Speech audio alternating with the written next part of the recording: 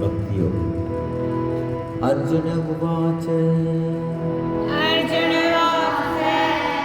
एवं सततयुक्ताये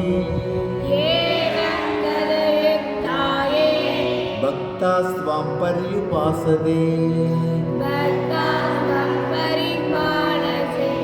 ये चाप्यक्षरमव्यक्तम् तेषां के योगवित्तमाः।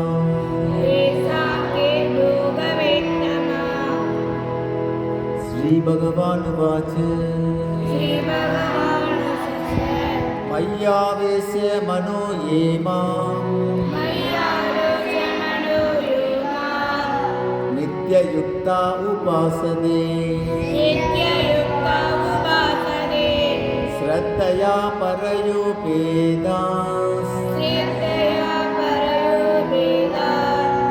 मे युक्ततमा मताः।